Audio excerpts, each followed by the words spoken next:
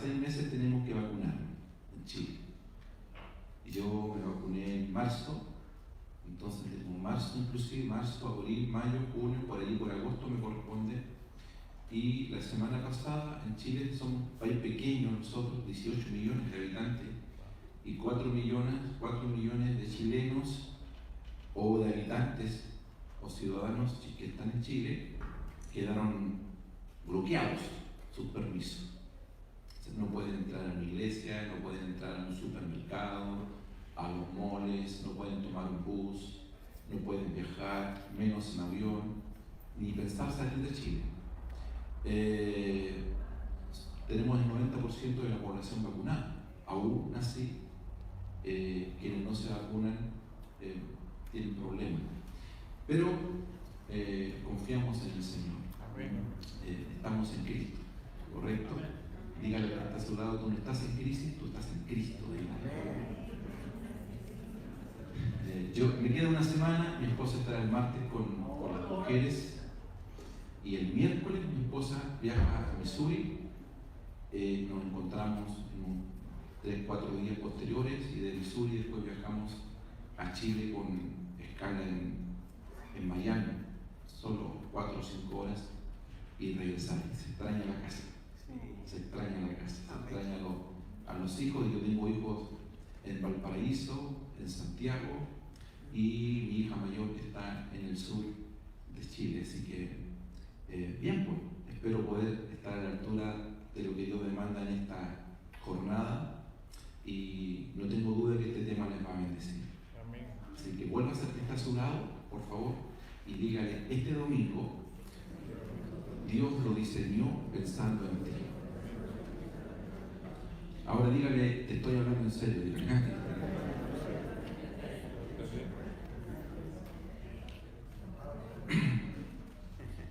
¿Cuántos creen eso? Escuchaba y veía un video de Honduras, y me acordaba que nosotros, me venía a mi mente que nosotros estamos construyendo en Chile un templo.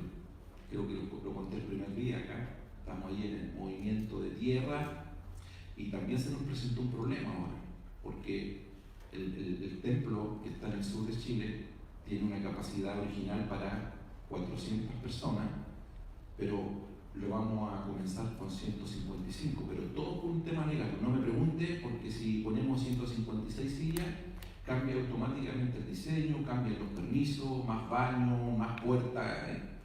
Así que el arquitecto dijo: no, tiene que ser 155. No se pueden poner salas, tienen que ser bodegas, porque si le ponemos sala, la sala tiene que tener baño, la sala tiene...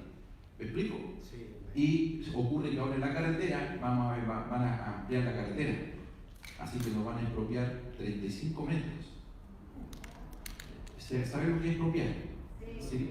Eso lo hace el Estado, y eso significa que el templo, el diseño, hay que cambiarlo unos metros más, y eso estando acá, teniendo las reuniones para allá. Pero bien, vamos avanzando. Nos pilla justo en un momento de invierno en Chile, mucha lluvia, mucho frío, mucho hielo, así que nosotros retomamos nuestras labores en septiembre, octubre más o menos. Amén. ¿Están allí? ¿Sí? Y como veía el tema de la construcción, a propósito de eso, decía que espero que este tema contribuya en nuestro espíritu a lo que significa ser hijo del Rey de Reyes y Señor de Señores. Si usted tiene Biblia, por favor, quiero que abra allí en el libro de Éxodo, capítulo 32.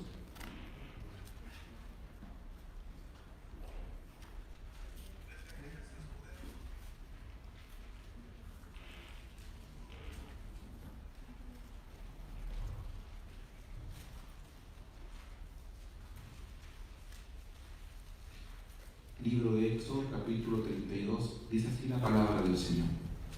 Viendo el pueblo que Moisés tardaba en descender del monte, se acercaron entonces a Aarón y le dijeron: levántate, haznos dioses que vayan delante de nosotros, porque a este Moisés, el varón que nos sacó de la tierra de Egipto, no sabemos qué le haya acontecido. Y Aarón le dijo: apartaos los zarcillos de oro que están en las orejas de vuestras mujeres, de vuestros hijos y de vuestras hijas, y traédmelos. Entonces todo el pueblo apartó los zarcillos de oro que tenían en sus orejas y los trajeron a Aarón. Y él los tomó de las manos de ellos y le dio forma con buril e hizo de ellos un becerro de fundición. Entonces dijeron: Israel, estos son tus dioses que te sacaron de la tierra de Egipto. Y viendo esto, Aarón edificó un altar delante del becerro y pregonó a Aarón y dijo: mañana será fiesta para Jehová. Y el día siguiente madrugaron y ofrecieron holocaustos y presentaron ofrenda de paz, y se sentó el pueblo a comer y a beber, y se levantó a regocijarse. Entonces Jehová dijo a Moisés: anda, desciende, porque tu pueblo, no dice mi pueblo, tu pueblo, que sacaste de la tierra de Egipto, se ha corrompido. Pronto se han apartado del camino que yo les mandé, se han hecho un becerro de fundición y lo han adorado, y le han ofrecido sacrificios, y han dicho: Israel, estos son tus dioses que te sacaron de la tierra de Egipto. Dijo más Jehová a Moisés: yo he visto a este pueblo que por cierto es pueblo de dura cerviz. Ahora pues, déjame que se encienda mi ira en ellos y los consuma, y de ti yo haré una nación grande. Entonces Moisés oró en presencia de Jehová su Dios y dijo: oh Jehová, ¿por qué se encenderá tu furor contra tu pueblo que tú sacaste de la tierra de Egipto con gran poder y con mano fuerte? ¿Por qué han de hablar los egipcios diciendo: para mal los sacó, para matarlos en los montes y para raerlos de sobre la faz de la tierra? Vuélvete del ardor de tu ira y arrepiéntete de este mal contra tu pueblo. Acuérdate de Abraham, de Isaac, de Israel tu siervo, a los cuales han jurado por ti mismo, y le has dicho: yo multiplicaré vuestra descendencia como las estrellas del cielo, y daré a vuestra descendencia toda esta tierra de que he hablado, y la tomará por heredad para siempre. Entonces Jehová se arrepintió del mal que dijo que había de hacer a su pueblo. Y volvió Moisés y descendió del monte, trayendo en su mano las 2 tablas del testimonio, las tablas escritas por ambos lados, de uno y de otro lado estaban escritas. Y las tablas eran obra de Dios, y la escritura era escritura de Dios, grabada sobre las tablas. Cuando oyó Josué el clamor del pueblo que gritaba, dijo a Moisés: alarido de pelea hay en el campamento. Y él respondió: no es voz de alaridos de fuerte, ni voz de alaridos de débil, voz de cantar oigo yo. Y aconteció que cuando él llegó al campamento y vio el becerro y vio las danzas, ardió la ira de Moisés, y arrojó las tablas en su mano y las quebró al pie del monte. Y tomó el becerro que había hecho y lo quemó en el fuego y lo molió hasta reducirlo a polvo, que esparció sobre las aguas, y lo dio a beber a los hijos de Israel. Y dijo Moisés a Aarón: ¿qué ha hecho este pueblo? ¿Qué has traído sobre él tan gran pecado? Y responde Aarón: no se enoje mi señor, tú conoces al pueblo que es inclinado a mal. Porque me dijeron: haznos dioses que vayan delante de nosotros, porque a este Moisés, el varón que nos sacó de la tierra de Egipto, no sabemos qué le aconteció. Y yo le respondí: ¿quién tiene oro? Apartadlo. Y me lo dieron, y lo eché en el fuego, y mágicamente apareció este becerro. Viendo Moisés que el pueblo estaba desenfrenado, porque Aarón lo había permitido para vergüenza entre sus enemigos, se puso Moisés a la puerta del campamento y dijo: ¿quién está por Jehová? Júntese conmigo. Y se juntaron con él todos los hijos de Leví. Y él les dijo: así dice Jehová, el Dios de Israel: poned cada uno su espada sobre su muslo, pasad y volved de puerta a puerta por el campamento, y matad cada uno a su hermano, a su amigo y a su pariente. Y los hijos de Leví lo hicieron conforme al dicho de Moisés, y cayeron del pueblo en aquel día como 3,000 hombres. Amén. Iba a leer todo el libro de Éxodo, pero era necesario leer todo el capítulo, para los principios que vamos a extraer en esta mañana. La verdad que esta historia comienza a principio de Éxodo, comienza en el capítulo 3, cuando Dios va en labios de Moisés, donde Faraón, y le dice a Faraón: dice el Señor que dejes ir a mi pueblo para llevarlo al desierto para que me celebre fiesta. Siempre Dios quiso que su pueblo le celebre fiesta. Y ese es el diseño y ese es el plan original. En el capítulo 12 hay algunos detalles de esa salida. Ocurre en el capítulo 12, yo voy a esta parte, quiero ir rápida y de verdad muy preciso, por eso escribí todo, muy preciso en cuanto a lo que Dios me habló, y quisiera no apartarme en ningún punto del protocolo divino que entiendo que tengo para esta jornada. Pero hay dos cosas que ocurren en el capítulo 12. Número uno, dentro de todo lo que nosotros ya conocemos como historia, está la muerte de los primogénitos. Y a propósito de la muerte de los primogénitos, es que Faraón tiene piedad, se conmueve y deja ir a Israel, sin antes asumir una responsabilidad y un mandato que Moisés le solicita. ¿Y qué fue lo que ocurre acá? Dice: e hicieron los hijos de Israel, estoy en el capítulo 12, del 29 al 35, rápidamente dice: e hicieron los hijos de Israel conforme al mandamiento de Moisés. ¿Y cuál es ese mandamiento? Pidiendo de los egipcios alhajas de plata, oro y vestido. Y Jehová dio gracia al pueblo delante de los egipcios, y le dieron cuanto pedían. Y mira lo que dice: así despojaron a los egipcios. Amado, este hecho es histórico. Nunca más en la historia de la humanidad Egipto volvió a ser potencia mundial en lo económico. ¿Y sabe por qué? Por un mandato del Señor, que cuando el pueblo de Israel trabajó por 430 años, estuvieron allí 430 años en Egipto, un día Dios determina: ¿sabes? Todo lo que tú le trabajaste al mundo, yo te lo voy a pagar.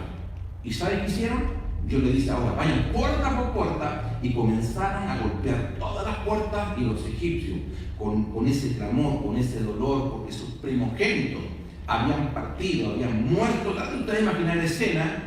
Las mujeres, los hombres rápidamente comenzaron a darles las alhajas, los aros, los anillos, y el pueblo. Y ese día salieron cerca de 2 millones de personas de Egipto respondiendo a un diseño. ¿Y cuál es el diseño de Dios?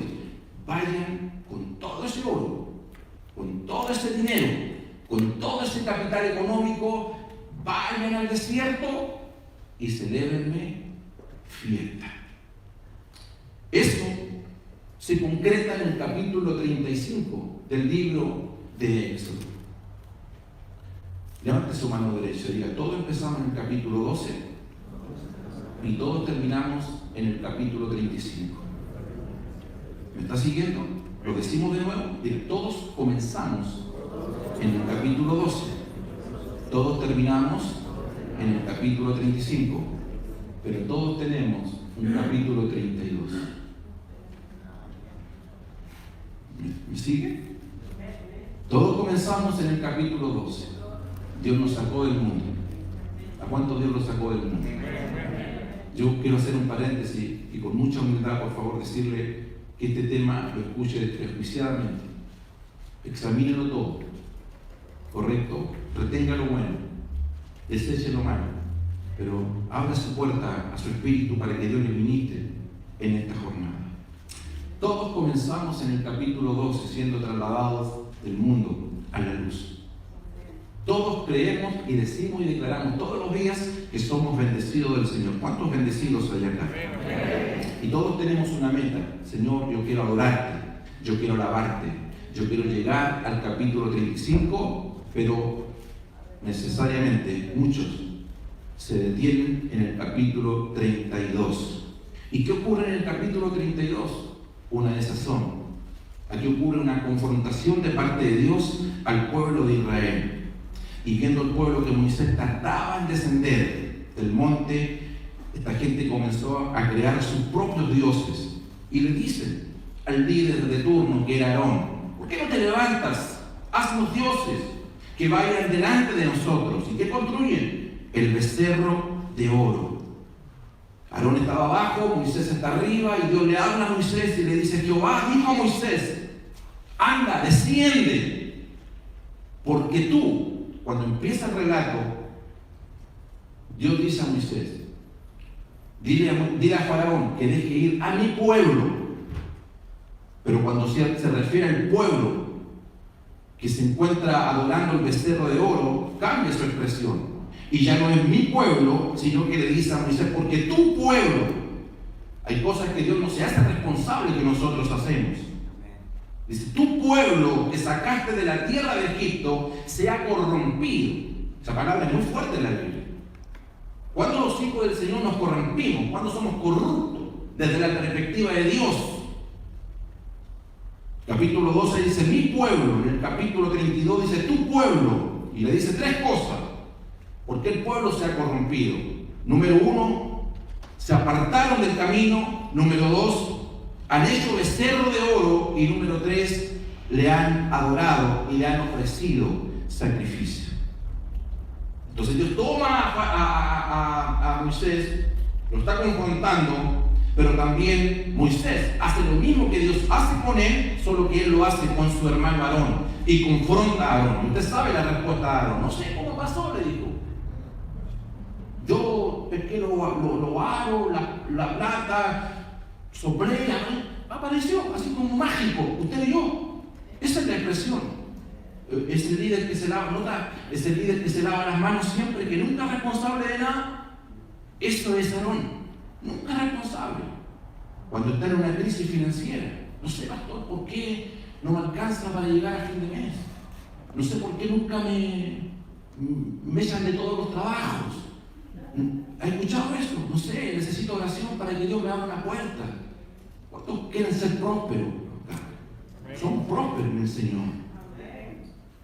Entonces, Éxodo 32, 26 dice: se puso Moisés a la puerta del tabernáculo, y muy rápido, y dijo: ¿quién está por Jehová?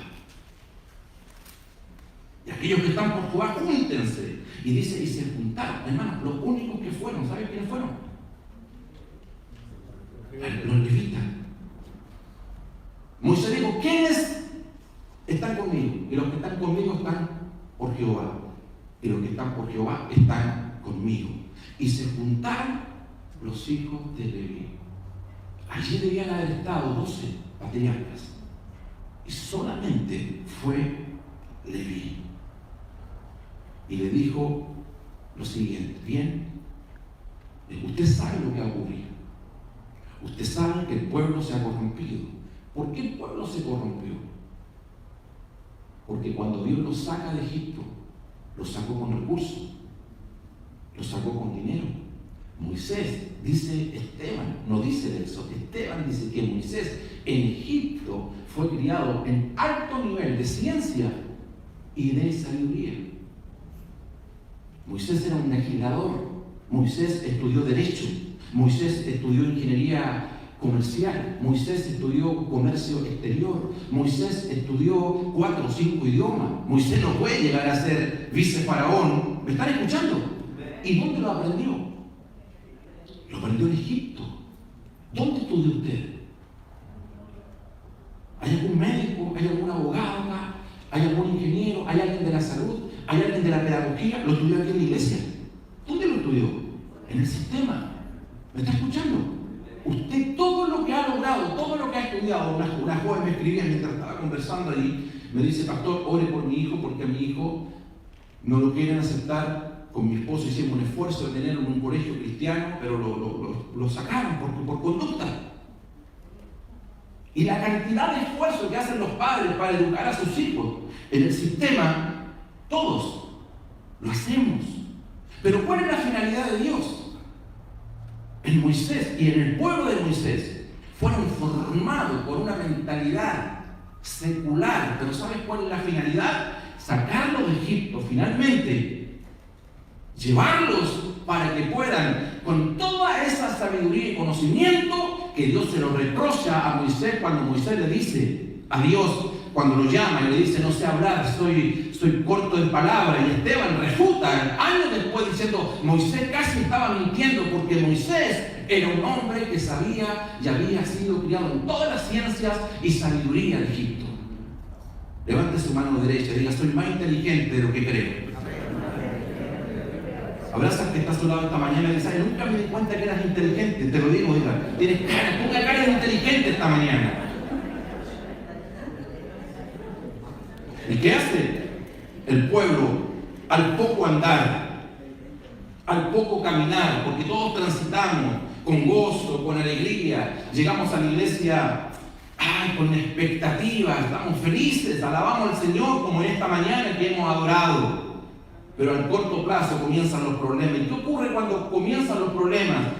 ¿Qué pasa con los recursos que Dios nos dio en Egipto para administrarlo? No llegamos al capítulo 35. Llegamos al capítulo 32 y comenzamos a usar los recursos que Dios nos da en el becerro de oro y adoramos cosas que Dios nunca nos dijo que adoremos. Y Dios le dice a Leví, bien, vamos a cortar esto de una vez. Y quiero que usted vaya puerta por puerta. Usted lo conoce, dijo. Usted sabe lo que nos llaman en la iglesia, le dijo. Usted sabe lo que no ayudan ni para El Salvador ni para Honduras. Usted sabe lo que en el sobre ponen que es 10%, pero que no es el 10%. Usted sabe, le dijo. Bien, ustedes son los levitas. Ustedes disciernen cuando la gente miente, porque traen lo que sobra a la iglesia, porque todo lo demás se lo está quitando el becerro de oro. Y ustedes entrarán a esas casas con su espada. No importa si es pariente, le dijo. No importa si son familiares. Y no importa si son amigos. Y los van a matar. Y dice la Biblia, y los levitas. ¿Saben por qué hay gente que muere en la iglesia? Ananí y Zafira.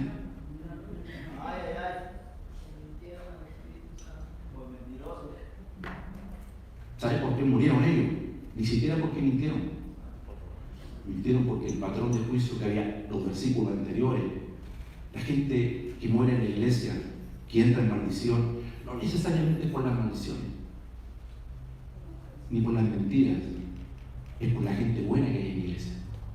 Porque los versículos anteriores dicen que la gente daba, se desprendía y era fiel a aquello que ellos habían comprometido. Y cuando Ananí y Zafira, el matrimonio, entraron en mentira, parece que nos leyeron los versículos anteriores, que en la iglesia sí había gente honesta, que aunque ganaba $100 a la semana, traía los $10, y ese que ganaba $5,000 traía los mismos $10. Y esos son los que mueren. Por eso los levitas, por cierto, estos temas hay que liberarlos con sabiduría. Y yo quiero enseguida decirle a ustedes que yo soy contra todos esos predicadores, porque cuando uno da en la iglesia, da por tres cosas. Número uno, por necesidad, por manipulación y por revelación. Dios nos prohíbe a nosotros, los predicadores, manipular a la gente. Y eso lo tengo claro y tengo mucho temor de Dios. Lo segundo, siempre enseño, no des por necesidad, aunque la iglesia tiene necesidad. Igual te vamos a recibir la ofrenda, pero nosotros hemos aprendido a dar por revelación en nuestro espíritu. Doy porque Dios me dice que dé, porque cuando Dios me pide es porque me va a dar. Pero que cuando me da, siempre me está diciendo, te estoy dando, pero no te olvides que te estoy dando porque te voy a pedir. Y ese día, diga, ay, diga conmigo, ay, hubo 3.000 muertos. Yo espero que esta mañana no ocurra eso. Sé que algunos están nerviosos, pero tranquilos, no se preocupen. Y Dios establece el tabernáculo. Usted sabe la historia del tabernáculo para simplificarlo. En el arca, el atrio, lugar santísimo, lugar santo, en el lugar santo estaba el arca. Y en el arca Dios pone 3 cosas. Número 1, pone la vara de Aarón. Porque esa arca iba a salir posteriormente. Iba a llegar al templo de Salomón. Iba a recorrer todas las latitudes. Pero el arca, que tipifica la presencia del Señor, tenía 3 cosas. Número 1, tenía la vara de Aarón. Y la vara de Aarón es un recordatorio de la autoridad de Dios. Nunca te olvides que estamos bajo una autoridad. Número 2, está la tabla de la ley, que representa la palabra del Señor. Y número 3, había un pocillo. Y en ese pocillo, ¿sabes qué había? El maná. Y era un recordatorio que Dios le decía al pueblo: nunca te olvides que en los peores momentos de tu vida, en el desierto, yo fui tu proveedor. ¿Me escucha bien o no? Nunca te olvides del capítulo 12, de donde empezaste, de donde saliste, cuando cruzaste el desierto, si lo cruzaste. Nunca te olvides cuando no tenías para comer, cuando la gente te tenía que ayudar, cuando ibas a lugares donde se hace la filantropía y esa gente te daba mercadería para ti y para tus hijos. Nunca te olvides de eso. Y por eso este recordatorio semanal, todos los días, gracias Dios, gracias. Este carro, Señor, tuve esfuerzo, he trabajado, es verdad, pero te lo debo a ti. Mi educación me ha costado, pero te la debo a ti. Pero nunca, es la única forma que nosotros tenemos, la única forma unilateral que Dios le dio al hombre para capitalizar esa gratitud. No es oración, no es ayuno, no es haciendo vigilia, porque todo eso es espiritual. Es que Dios estableció a partir de allí un plan financiero, lo legalizó para aquellos que funcionan por ley, no para aquellos que funcionan por revelación. Y ese proyecto, ese plan financiero se llama diezmos, ofrendas y primicias, que en su totalidad el diezmo era de un 24%, que era un 10% para el santuario, un 10% para el levita y un 4% que era para las viudas, las huérfanas, los pobres. Existía la ley del espigueo, que cuando venían las cosechas, usted cosechaba toda esta parcela, pero siempre dejaba un rincón, porque usted asumía que la ley del espigueo era: mientras más amplio sea el rincón, más abundancia habrá para aquellos que lo necesitan, pero Dios más te iba a bendecir a ti. A Jehová presta aquel que da al pueblo. Amén. Entonces Israel es un tipo de figura de lo que es el Israel espiritual. Es la sombra, tipo y figura que nosotros tenemos para reflejarnos en decir: Señor, allí están los principios. Entonces la pregunta: Señor, ¿por qué ellos son prósperos? ¿Por qué ellos cosechan en el desierto? Tengo un hermano en Chile que tiene una empresa de regadío y me enseñó todo cómo trabajan los judíos, los israelitas en este caso, la nación de Israel, en el desierto. Todos los regadíos que usted ve en gran parte del mundo provienen de Israel. Yo me digo: ¿cómo esta gente prospera? ¿Cómo crecen? ¿Cómo tienen agua en el desierto? ¿Cómo son cuarta, quinta potencia mundial? Si viven allí en guerra, están siendo destruidos y construyen al día siguiente. Entonces Dios establece dos cosas al pueblo. Número uno, le dice que este proyecto de diezmo, ofrendas y primicia son, número uno, para que no haya mendigo entre el pueblo. Mendigo. Si hay algo que Dios no quiere de nosotros los hijos del Señor es que seamos mendigos. Pobres siempre habrá, pero nos dice pobres dentro de la iglesia. Y no confunda la pobreza material con la pobreza espiritual, porque somos bienaventurados nosotros en pobreza espiritual, porque pobreza es la ausencia. Y mientras menos cosas de usted tenga en su casa espiritual, si usted no tiene living, si usted no tiene televisor, si usted no tiene lavadora, si usted no tiene nada, entonces usted es un pobre espiritual, porque viene Dios y dice: bien, tu casa, que en mi casa, la voy a llenar toda de mi presencia. Eso es pobreza espiritual. La necesidad día a día de decir: Señor, llena con tu presencia, porque tú eres el todo y el todo. Pero eso no es miseria. Y lo segundo que Dios establece aquí era que el pueblo dijo: usted tendrá el poder de hacer riquezas. No habrá entre usted mendigo, y usted tendrá el poder de hacer riqueza. Y le dice tres cosas: serán cabeza y no cola. Usted van a bendecir, y bendiciendo serán bendecidos. Pedirán, ustedes prestarán, pero ustedes no pedirán prestado. ¿Cuántos practican lo último o lo hacen al revés? Yo leí mal, pastor. Yo pensé que era que pedir prestado. No, tú prestarás. Pero por las consecuencias de las dos anteriores. Porque si eres bendecido para bendecir. Usted no haga favores, usted siempre favores. Aleluya. El que pide es esclavo de aquel que le está pidiendo. Entonces entramos aquí en la primera polémica. Isaías 32 dice: el ruin hablará necedades. Y la gente que no cree en el diezmo, que no cree en las ofrendas, siempre tiene problemas. Primero tiene problemas, tan incómodo en esta mañana. ¿Correcto?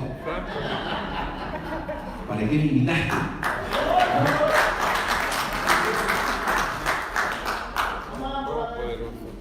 Me dijeron que iba a escuchar una palabra del Señor. No, al final del culto usted pasa, yo le soplo y usted se cae y después vuelve a su asiento. ¿Ya? Se está esperando eso.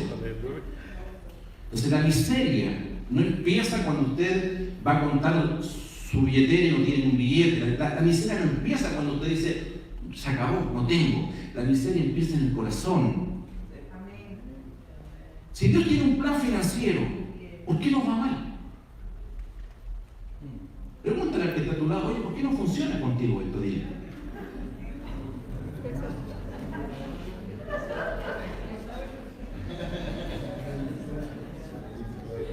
Cinco razones, se las voy a leer rápidamente. Entiendo. ¿Por qué los creyentes no prosperan? ¿Por qué hay tanta miseria en la iglesia?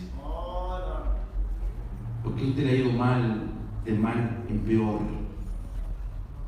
Número uno, por un desorden financiero. Estos son puros aspectos técnicos. Y voy a concluir con un tema profético. Desorden financiero. Nosotros pedimos crédito y terminamos endeudados. Y cuando hablo de deuda, no me refiero al crédito, porque el crédito tú pagas, ¿cierto? Voy a pagar los días 5.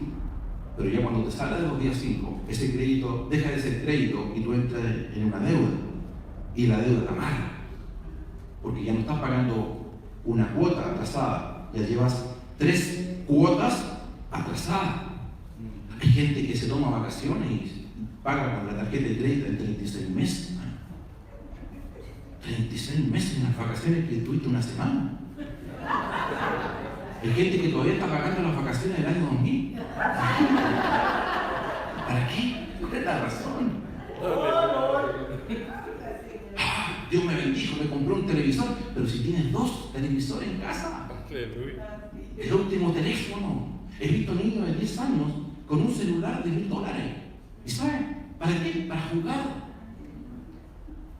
Son las personas que no ofrendan, que no diezman por lo general. Hay personas que no tienen problema de desprenderse. Mira, no tienen problema de desprenderse. Al becerro hay que darle nomás. Y pueden gastarse $200, $300 en una cena. Y como me dijo un pastor amigo, ¿sabe, pastor? Yo llegué el año 82 a los Estados Unidos, de aquí de Londres. Y me dijo, el dólar de esos años, el mismo dólar de ahora, me dijo. El dólar nunca cambia, pero tampoco nunca cambia en la iglesia.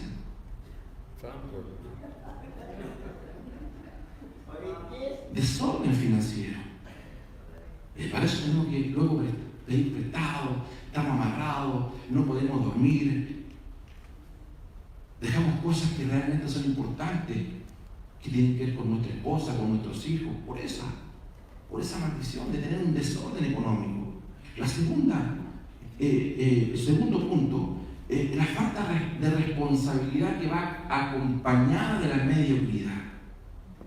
La Biblia dice que el que no trabaja, no come. Si no te gusta trabajar, no tienes derecho a comer. Y si siempre estás pidiendo oración por trabajo y siempre te están despidiendo de los trabajos, usted tiene un serio problema. ¿Correcto? Usted tiene un problema. Irresponsabilidad y mediocridad traen pobreza y miseria. Si pides dinero adelantado para un trabajo y luego dejas el trabajo botado, si siempre estás llegando tarde a tu trabajo, o siempre en el trabajo estás pendiente del WhatsApp, del celular, te van a despedir. En hora de trabajo tú no puedes ir a orar al baño. A ti te pagan para que trabajes. Entonces, irresponsabilidad y mediocridad trae miseria. En cambio, responsabilidad y excelencia siempre estarás por cabeza y nunca por cola. No vas a necesitar tarjeta de presentación. Te van a llamar. Hay gente que yo converso, me dice, pastor, tengo mucho trabajo, tengo que, lamentablemente, algunos decirle que no. Lo tercero que he aprendido, inteligencia financiera. No solo basta el no estar endeudado, no solo basta el no tener las cuentas claras. El problema es qué hacemos con el dinero. ¿Me explico? ¿Qué hacemos? Si no somos inteligentes, ahí va a estar el dinero. Pero hay gente que tiene una capacidad de ahorrar, una capacidad de invertir, pero sabe cuándo comprar, sabe cuándo vender, conoce los tiempos. Mira, yo tengo 33 años de casado. Y recién ahora me voy a construir mi casa. Yo perdí una casa el año 2003. Lloraba mucho con mi familia. Y hace 15 años atrás, estuvimos a punto de comprarnos una casa en Santiago. A punto. Y un día determinamos y tomamos una buena decisión. Dijimos, no, vamos a optar por la educación de los hijos. Ya han pasado, ahora, desde el año 2000 a la fecha, 13 años más o menos, y nuestros hijos ya están todos profesionales. Me queda la menor, que le queda el próximo año y sale justo con su hermano de 6º año de ingeniería civil y que ella sale de psicología. Usted dirá, estoy con gozo, sí, estoy con gozo, hermano, pero todos los meses, yo pago 3 alquileres en el sur de Chile, en Santiago, y a mi hijo que estudia en la Universidad Católica de Valparaíso. Y acabo de negociar 5.000 metros cuadrados en una parcela. Usted dirá, qué bueno que sí, hermano, pero después de 33 años. ¿Me están escuchando? Yo llevo 33 años de casado, donde arrendé durante toda mi vida. Claro, por la naturaleza misma del ministerio, están en diferentes ciudades. Pero tomamos una buena decisión. Y lo otro, dentro del punto, pregunte a aquellos que llevan ventajas sobre usted. ¿Cómo lo hace? ¿Cómo lo hace con el negocio? ¿Cómo lo hace con tu empresa? Mira, todo negocio tiene riesgo, correcto, todo. Que sea riesgoso no significa que sea malo. Lo cuarto, una mentalidad derivada de viejos patrones de conducta que tenemos nosotros. Nosotros, los de América Latina, y por favor no quiero incluir a nadie, estoy hablando de mi persona, pero por lo menos los de América Latina, en mi país, y gente que conozco, hermanos, venimos de un mundo de miseria. Nuestros países están casi en bancarrota y venimos de viejos patrones de conducta de nuestros padres. Por eso que Pablo dice que nosotros debemos renunciar a la vana manera de vivir que nos enseñaron ¿quiénes? Nuestros padres. O sea, nosotros venimos de casas, hogares, donde nunca se pintó la puerta del baño, por ejemplo. Venimos de casa donde el pasto del jardín estaba hasta acá y era parte del paisaje. Nunca vino al papá, ¿correcto? Estábamos acostumbrados. Y en nuestra mente se acostumbra a la sociedad. Siempre digo, se acostumbra al esclavo que está en la pieza para colgar ropa, que era, mientras tanto, el hombre de casa ponía un closet allí de los esclavos instalados. ¿Me están escuchando? Y venimos de ese mundo de miseria. ¿Para qué voy a comprar un closet si tengo clavo?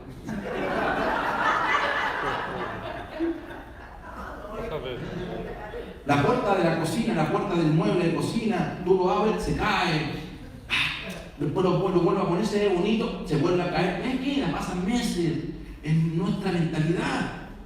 ¿Y por qué? ¿Por qué dice renunciar a la vieja manera de vivir de nuestros padres? Porque nunca nuestros padres se sentaron en la mesa y nos enseñaron los principios, si eran cristianos, casi nunca se enseñan los principios que estamos hablando hoy día en casa. En casa se nos enseña la oración, a cantar, a levantar los brazos, pero nunca el papá nos dijo, mira, si tú tienes 10 monedas como Jacob, 1, 2, 3, 4, 5, 6, 7, 8, 9, las 10 aparte. Nunca se nos enseñó el ahorro, nunca se nos enseñó la palabra prosperidad y la palabra economía, no son parte del dialecto en nuestro hogar. Por eso que las casas nuevas, en casa, siempre son para la visita. ¿Nota eso? Los demás comemos por ahí nomás y nunca, siempre son los platos lindos, hermosos, esos que compraste que tienen un alto costo, es cuando tú tienes visita, cuando tienes una mesa de gala, ahí ponen el mejor mantel. Y los hijos crecen y dicen, oye, todo lo que está en casa parece que es para los demás. ¿Me están escuchando? Mira, cuando tú tienes visita o vienen familiares a tu casa y se van a quedar en casa, chicos, salgan de la cama porque son para los tíos. Los padres nunca dan su cama. ¿Me están escuchando? Y crean y van creciendo con una mentalidad y esa luego la van a derivar también a sus hijos. Y son fortalezas. Por eso, como dice este principio, la carretera de la miseria está pavimentada por fortalezas mentales. Pégale un codazo al que está a su lado y te dije al principio que te iban a hablar, dígale por favor. Y en este punto, lo último, número 5, volvemos al principio, tiene que ver con maldiciones económicas que tenemos. Y la pregunta es, ¿por qué hay gente en la iglesia que no quema, que no ofrenda, que no da primicia? Malaquías dice el Señor, probadme. ¿Me está escuchando? Probadme, ¿en qué? En vuestro diezmo, en vuestras ofrendas, y condiciona. Dice, yo abriré la ventana de los cielos. Abriré. Pero dice, la nación toda me ha. Escucha este término, por favor. No te está diciendo ladrón. Lo que está diciendo Dios es eso. Mira, dice, mas vosotras, la nación toda, me habéis robado. ¿En qué? Me habéis robado la oportunidad que si tú me hubieses probado, yo habría abierto los cielos y yo reprendo al devorador. ¿Me explico o no? Escúchame, te lo voy a repetir. ¿Qué es? Mira, yo tengo uno de mis hijos que en una oportunidad había un evento. Yo le prometí a mi hijo e hizo una inversión porque él tenía que sacarse unas calificaciones y él él se portó mal en eso. No porque no sea inteligente, sino que tomó algunas malas decisiones. Mi esposa y yo igual celebramos a fin de año, pero un día yo lo abracé y le dije, ¿sabes? Tú me robaste una oportunidad de bendecirte, porque yo tenía todo preparado. ¿Me están escuchando? Yo tenía todo preparado para ese día. Tú me robaste esa oportunidad. Igual te amo, eres mi hijo. Y cuando Dios dice, la nación toda me ha robado a mí, dice Dios, la oportunidad que si tu diezma y ofrenda, yo te abro los cielos y tú ni siquiera tienes que orar, porque yo reprendo al devorador. ¿Me está escuchando? La pregunta sigue, entonces. Hay gente que tiene los siguientes conceptos en cuanto al dinero en la iglesia. Dicen, por ejemplo, que pastor, yo diezmo donde yo vea mi dinero. Primero, no estudio. Otros dicen que el diezmo, ya no estamos en la ley, estamos en la gracia, tienes toda la razón. Pero el diezmo nunca estuvo en la ley. La ley lo legalizó. Abraham diezmó 430 años desde la ley. Y no había ninguna ley escrita que le diga a Abraham que diezme. ¿Me están escuchando? Siempre es un tema de revelación, es un tema del espíritu. Me decía una persona, ustedes que son los pastores los que le sacan el diezmo a la gente. Yo le dije, sí, es verdad. Dice, lo que pasa es que si no hablamos del 10, hay gente que lo da todo, mi amigo. Hay gente que si no le hablan del 10%, son capaces de dar el 100%. Por eso el 10. ¿Me explico? Hay gente que es capaz de darlo absolutamente todo. Un pastor me contaba la historia de un pastor que llegó al aeropuerto. Y el pastor que lo invitó le mandó a un joven a buscar en un auto, en un carro. Así que tenía el nombre puesto allí y el pastor se identifica.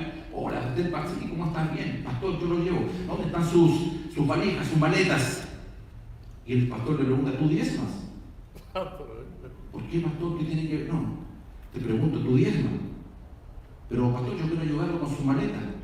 No, es que tiene que responderme si diezma, porque si tú le robas a Dios, eres capaz de robarme la maleta y...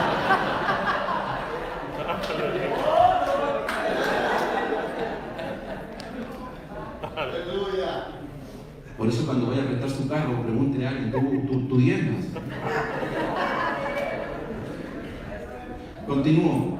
Dios establece principios y establece milagros. Esto que estamos hablando esta mañana son principios. ¿Correcto? Cuando hubo el diluvio en Génesis 10 se estableció un principio. Mientras el mundo sea mundo, el principio de siembra y cosecha hasta el día de hoy se rige, y por eso que la Biblia dice que nosotros cosechamos según cuánto sembramos. Eso es un principio. Dios da pan al que come, la semilla al que siembra. Levante su mano derecha y diga pan, a la izquierda semilla. El pan se come, la semilla.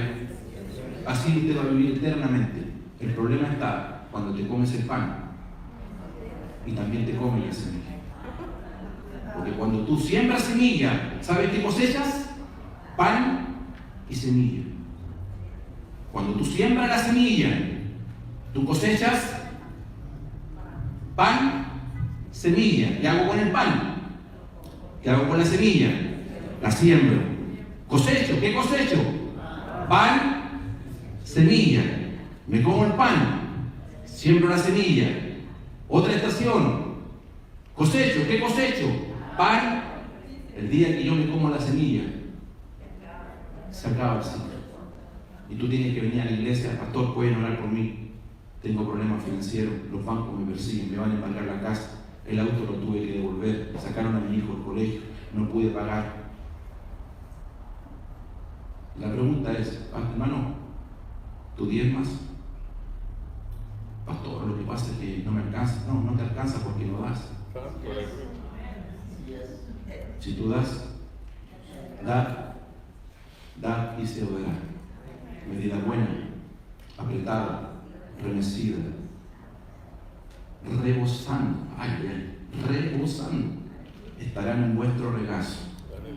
Porque con la misma vara que uno mide, no es Dios, que yo mido, así serás. Dios bendice tu medida, por favor. Dios bendice tu medida, pero tú pones tu medida. Si tú pones una medida pequeña, el Padre, el Hijo y el Espíritu Santo se ponen a conversar, y bien. Solo que cuando cosechas la medida que tú determinaste. Ese es un principio. ¿Qué pasa con los milagros? Los milagros ocurren. Yo estaba recién llegando a Valdivia, no tenía nada de dinero, el año 1992. Mi hija tenía 2 años. Y un día golpeé a la casa. Mi esposa es un poquito delicada ante situaciones que uno puede, yo diría casi todas las mamás, uno nunca va a abrir su corazón así, tengo necesidad, mi hija, te falta leche. Eso vivimos nosotros, con lluvia, con frío. Y mi hija tenía 2 años. Y le dice a mi esposa, mamá, tengo hambre. Cuando a ti un hijo te dice que tiene hambre, y estás con un mensaje que, por lo que nunca yo he querido en mi casa, es el mensaje de la insuficiencia económica. Nunca, yo lo dije, nunca mis hijos a mí me han escuchado hablar de insuficiencia económica. Nunca mis hijos me han escuchado hablar de que no tengo, que no puedo y que no lo vas a hacer. Y ese día mi hija, la cual tiene 32 años hoy, le dice a mi esposa, mamita, tengo hambre. Nosotros éramos 5 personas, 3 jóvenes, mi esposa y yo. Esa era la iglesia, la mera iglesia que tenía. La hacíamos en mi casa. Teníamos un asiento de mimbre. ¿Sabes lo que es mimbre? Allí se sentaban los hermanos. Cuando íbamos a tomar un café caliente en la noche, corríamos un asiento a la cocina porque no había más asiento. Y mi esposa se inclina con mi hija y le dice, hija, tú también tienes que pedir al Señor. Oramos. En la misma noche, mientras yo estaba con esos 3 jóvenes, alguien golpeó la puerta. Fue tan brusco de la forma que todos reaccionamos. Y mi esposa va, abre la puerta porque yo estaba haciendo una clase a esos 3 jóvenes, y una joven, delgada, alta, crespa, asoma su cabeza, porque llovía mucho, se sentía como llovía ese día. Asoma su cabeza, cae la gota de agua y dice así literalmente, y le voy a usar el término chileno, después se lo explico. Dice, oye, hay aquí una cabra chica que no tiene leche. Y ella está diciendo, hay aquí una niña que no tiene leche. Y dice, porque yo tuve un bebé y en mis pechos tengo leche, y tengo leche en casa que no la voy a ocupar. Y alguien me dijo que aquí había una niña que necesitaba leche. Amado, yo llevo 33 años o 30 años de esta historia, nunca he sabido quién me dijo. A lo que sí, Dios resolvió el problema. Pero eso fue un milagro. Si usted me pregunta si al otro día llegó un camión con leche, no. Y he esperado en casa que llegue un camión, he esperado en casa que llegue... No, nunca más. ¿Y saben por qué nunca más? Porque yo siempre he respetado los cánones de Dios, el protocolo divino. Siempre he diezmado. ¿Me explico? Y cuando hay cosecha, aparto la semilla y me como lo que hay que comerse. Pero Dios puede del trabajo cuando hay personas que le ha costado. Y nosotros tenemos la historia para ir terminando, que cuando Elías, y sígame esta historia por favor, que cuando Elías estaba en Sarepta de Sidón, Dios le dice, vino luego a él palabra de Jehová, diciendo, levántate, vete a Sarepta de Sidón, mora allí. Mira lo que dice el texto en el Antiguo Testamento, en 1 de Reyes 17:8, se lo tengo que leer literalmente, dice Dios, yo he dado orden. ¿Qué está hablando Dios? Yo he dado orden allí a una mujer viuda para que te sustente. ¿Qué hace Elías ante esa voz de Dios? Se levantó y fue. Llegó a la casa de la viuda, tocó la puerta, habló con la mujer viuda. La mujer estaba recogiendo leña. Elías la llama y le dice, te ruego me traigas agua y un bocado de pan. Ella responde, vive Jehová, y vive Jehová que no tengo. Nada que darte, le dice la mujer. Mi pregunta es, si Dios dice que Él dio orden a una mujer, ¿por qué la mujer no sabe absolutamente nada de lo que está pasando?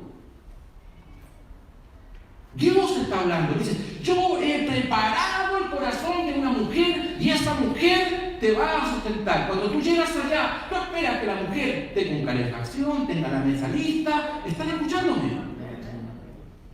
Y la gente se decepciona cuando no ve esto.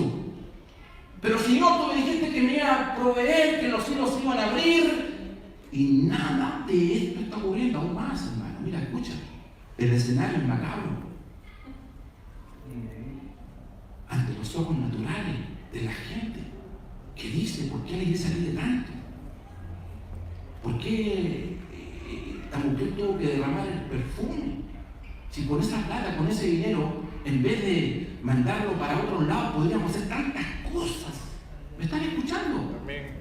La gente siempre tiene un panorama errado. Esta mujer, a pesar de que está viviendo un momento profético, un momento de rompimiento, es ese día, es esa oportunidad. Esa mujer le están diciendo tiempo y oportunidades acontecen a todos. Y la mujer dice, mira, tengo un poco de harina, le dice, tengo un poco de aceite para mi hijo, para mí. Y le dice dos cosas, comer y luego morir. Y esa mujer, dice la Biblia, que Dios la preparó para Elías. El libro de Lucas nos da luz. En el capítulo 4, verso 25 dice esto. Es increíble. Dice, muchas viudas habían en Israel en los días de Elías. ¿Cuántas viudas? No era la única. Amado, no era la única. ¿Me explico? Tú no eres el único que está aquí esta mañana. No eres la única que está esta mañana, pero hay un momento determinado en lo profético, en el mundo espiritual, donde se está tejiendo algo que solamente Dios sabe, y Dios le dice, ¿sabe? Es cierto que hay muchas, pero hay una que si se conecta con la sobrenaturalidad del mundo financiero de Dios, con la economía de Dios, ese día algo se puede destrabar. Pero la necesidad, el hecho de comer, de no tener, de vivir en el mundo de la insuficiencia económica, y ella solamente quiere comer y luego morir, no le hace ver que Dios está ocupado y preocupado de ella. Y Dios está preocupado por ti, por tu matrimonio, por tus hijos. Dios quiere que vivas bien. Cuando yo hablo de bendición, hermano, yo no estoy hablando de que te compres un Mercedes-Benz del año. Ahora, si tienes recursos, cómpratelo. O si tienes recursos para comprarte un Ferrari, cómpratelo. No estoy diciendo que no. Y si quieres comprarte otra o dos o tres casas y en el mejor de los lugares, hazlo. Somos príncipes de Dios. No estoy hablando de eso, por favor. Estoy hablando de la dignidad de hijo. Que somos vitrinas, somos luz al mundo y a veces estamos en peores condiciones que la gente que no tiene al Señor. Mira esta mujer. Mira esta mujer. Dios toma a Abraham. No le consulta a su esposa. Abraham salió corriendo. Tomó unos criados. Mostró al muchacho porque Dios le dice, Abraham, el muchacho, sí, ese que tú amas, quiero que me lo sacrifiques. Y la mente de Abraham choca, eso es traumante. ¿Por qué es traumante? Porque no es ese el hijo, no es la semilla que me dará generaciones. Y Dios le responde, sí, tiene toda la razón, es la semilla. Pero si el grano de trigo no cae en tierra y muere, no puede dar fruto. Cada vez que yo suelto algo para Dios, una semilla hacia Dios, es algo que sale de mi mano. ¿Me explico? Usted llega a ofrenda, sale de su mano. Es decir, literalmente usted en esta mañana se va a ir con menos dinero que cuando llegó. Eso es literal. Pero sale de su mano, pero la semilla nunca sale del corazón, porque volverá aquí multiplicada. Amén. Y ese es un principio de Dios, y eso es lo que Dios está conectando a esta mujer. Esta mujer dice, ¿sabes? Lo único que tengo, lo poco que tengo, es para mi hijo, para mí comer y morir. Y el profeta le viene una palabra y le dice, te entiendo, pero ante todo, prepara para mí. Yo no hice el pastor. Este pastor Así que es descarado, porque uno de sus miembros se está muriendo. El hijo, ella, no tiene nada que comer y aún más llega a la casa y le dice que le prepare a él. Es que hay un texto bíblico que dice que guatita llena, corazón contento. No sale en la Biblia, pero así pensarías. ¿Me están escuchando? Prepara primero para mí. Amados, Dios siempre está primero. En los peores momentos, escucha, en los peores momentos, cuando no tengas nada que comer, cuando esté la tentación que lo último que te queda es para ti, ¿cómo le voy a dar a Dios si es lo último que tengo? Si lo poco que tienes solo te alcanza para comer y morir, no te lo comas, siémbralo. Porque lo poco que tú siembras te va a llevar a lo mucho que no tienes. Eso se llama milagro. Una vez que el milagro ocurre, ya no tienes que vivir de milagro, tienes que vivir de principio. Si Dios fue capaz de pedirle a Abraham, su hijo, que la máxima expresión de amor y obediencia, ¿están siguiendo? Si Dios fue capaz de pedirle al hijo, ¿por qué no te puede pedir a ti que vendas tu casa?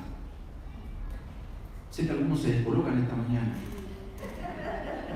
¿Por qué no te puede pedir y así sea que llores? Porque hay siembras que son con lágrimas, créeme, que te chocan mentalmente. A mí, yo he regalado auto y me he quedado por meses pensando, Señor, gracias, voy a sembrar este auto porque yo sé que mañana alguien también me lo va a sembrar a mí. Estoy 3, 4, 5, 6 veces caminando. Es así. Si Dios es capaz de pedirle a Isaac, y que cuando Dios dice, mata al muchacho, y el mismo Dios que dice, mata al muchacho, luego le dice, no toques, es que Dios nos confunde en ocasiones. Alza tus ojos, y cuando Abraham alzó los ojos, escuchó un ¡ah! ¿Y sabes qué era? Un cabrito que estaba encarnado. Siempre estuvo allí. Abraham no lo vio, en decir, Dios no quiso que lo vea, pero ese era el animal que iba al sacrificio. En realidad, el que fue sacrificado no fue Isaac, el que murió no fue Isaac, el que murió fue Abraham, porque el Abraham que subió no es el mismo que el Abraham que murió. La mujer llegó, soltó de malas ganas y se lo puso allí a Elías. Cuando tú lees la historia, dice que la harina nunca escaseó, ni el aceite nunca escaseó. Y esa mujer se volvió una micro o una emprendedora porque comenzó a vender a los demás. Es decir, que en tiempo de escasez siempre el Hijo de Dios va a ser luz. Por eso que en la abundancia siempre aprenda a administrar. Egipto, primero fueron las vacas gordas, después las vacas flacas. Siempre Dios primero te da. Dios nunca te pide en el vacío, siempre te da primero. Administra para los tiempos difíciles. ¿Cuántos están aquí esta mañana? Si la primicia es santa, toda la masa restante, estoy terminando, lo será también. Si las primicias son santas, la masa restante lo será también. ¿Cuál es su primicia? Usted hace una lista. Tengo que pagar alquiler, tengo que pagar el carro, tengo que pagar escuelas. De veras, el diezmo. Entonces, ¿cuál fue su prioridad? Equivocado. Si la primicia es santa, lo que corresponde a Dios, toda la masa restante lo será también.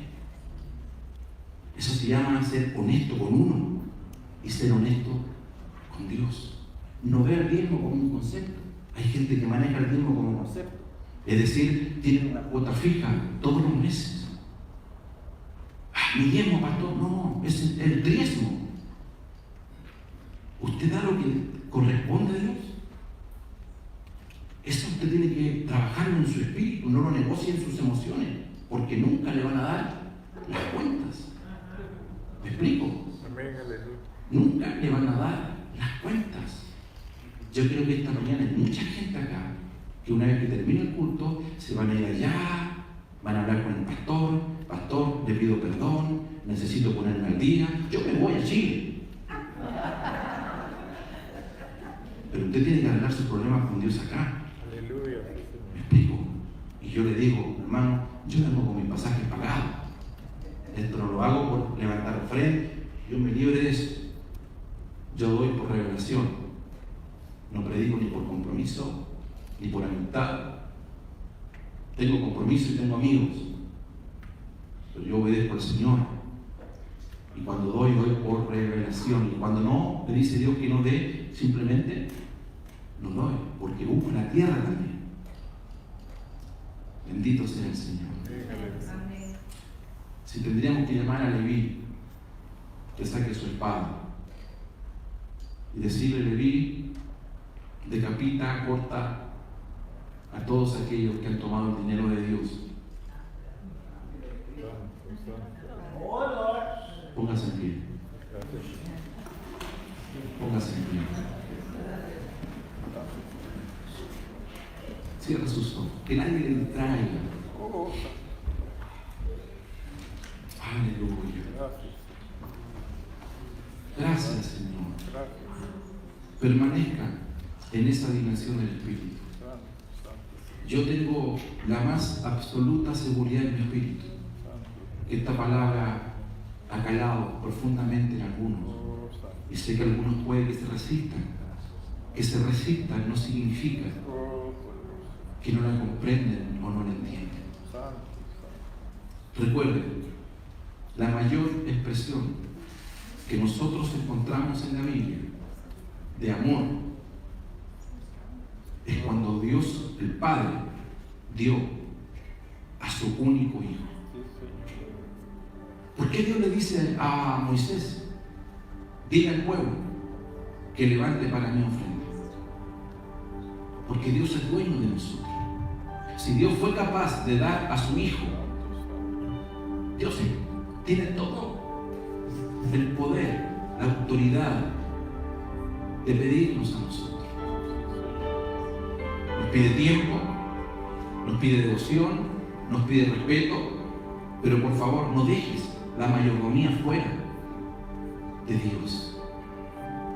Eso es lo santo, eso es lo que está en el arca, eso es lo que está en la presencia del Señor, eso está allí como un recordatorio. Señor, tú eres mi autoridad. Señor, creo en tu palabra. Señor, tú eres mi provisión siempre.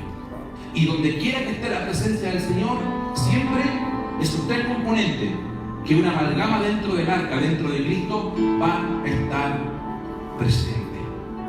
Que el Espíritu Santo le ministre esta mañana, le hable. Y en el nombre de Jesús corto toda maldición financiera, toda maldición económica, las puertas que se han cerrado. Escucha esto: cuando Dios cierra puerta, no hay quien abra puerta. Pero que cuando Dios te abre una puerta, no hay quien pueda cerrar esa puerta. Dile al Señor: Señor, te pido perdón. Quiero ponerme al día, Señor. Dame la sabiduría, dame la inteligencia, dame la capacidad, dame esa capacidad de administrar, de estar a la altura de un mayordomo, de un hijo del Rey de Reyes. Somos sacerdotes, nos regimos por los principios del Señor. Bendigo tu salida, bendigo tu entrada. Dios te puso como cabeza, no como cola. Dios te puso para que bendigas a otros, y bendiciendo a otros vas a ser bendecido. Dios te puso para que cada palabra que tú liberes con tu boca construya realidades en personas que no la tienen. Si usted lleva poco tiempo en la congregación o recién se ha convertido, conviértase con todo al Señor. Dígale: Señor, aquí estoy esta mañana. Necesito alinearme contigo, Señor. Aleluya.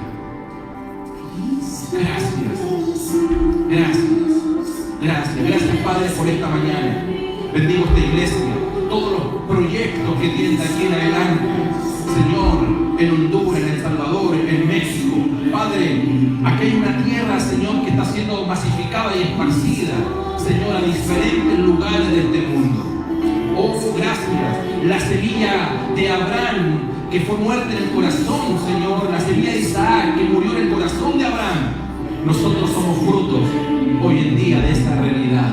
Glorificamos tu nombre, te honramos esta mañana. Recibe la honra, la gloria, Señor. Toda la pleitesía es dada y entregada aquí esta mañana en el maravilloso nombre de nuestro Señor Jesucristo. Den un fuerte aplauso al Señor esta mañana. Más fuerte.